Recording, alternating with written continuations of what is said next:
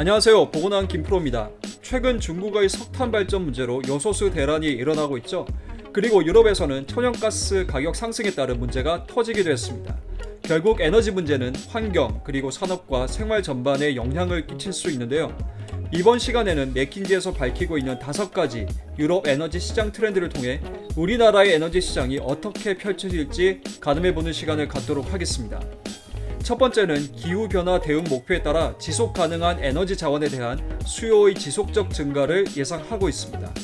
2035년까지 매년 2%씩 전기 에너지에 대한 수요가 지속 증가할 것을 맥킨지는 예상하고 있는 가운데 특히 전기 자동차의 확산과 정부 정책에 힘입어 교통 영역에서의 전기 수요가 연평균 14%씩 증가할 것으로 보고 있습니다.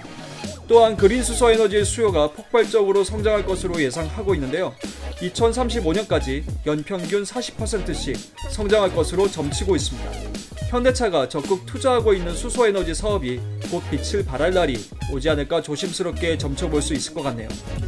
두 번째는 신재생 에너지가 주요 에너지원으로서 집중 조명을 받을 것이라고 예상하고 있는데요. 2021년부터 2035년까지 유럽 에너지 발전 시장의 60%를 차지할 것으로 맥킨지는 예상하고 있습니다. 하지만 정부 정책의 변화, 전기 그리드망 인프라의 확대 속도 등에 따라 재생에너지 도입 속도에 상당한 변화가 있을 수 있다고 맥킨지는 이야기합니다. 세 번째는 석탄 및 원자력 발전에 대한 의존도가 갈수록 줄어들 것이라고 관측하고 있습니다. 원자력 발전은 2040년까지 30%가 줄어들고 석탄 발전은 무려 82%까지 줄어들 것으로 맥킨지는 보고 있는데요. 독일, 벨기에, 스페인은 2035년까지 모든 원자력 발전소를 없앨 것이라고 선언했죠. 프랑스 또한 노후화된 원자력 발전을 해체하고 있는 상황인데요. 하지만 더 이상 원자력 발전에 의존하지 않는다고 한다면 그에 대한 대체 에너지원을 어디서 찾아야 하는 것일까요? 원자력 발전을 대체할 신재생 에너지가 있기는 하지만 자연 변화에 따라 에너지 생산에 있어 변동성이 큰 만큼 그러한 불안 요소를 천연가스 에너지와 배터리가 보완해 줄 것이라고 보고 있습니다.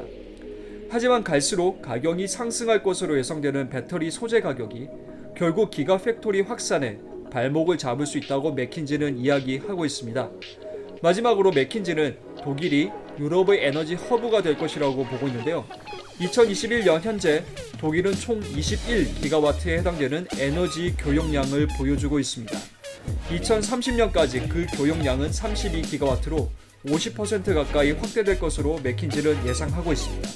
독일의 지리적 이점이 에너지 교역에 활용되고 있는 것이죠. 지금까지 유럽의 에너지 트렌드에 대해 살펴보았는데요.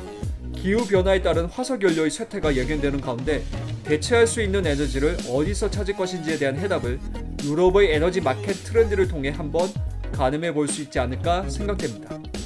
이상 보고나온 김프로였습니다. 감사합니다.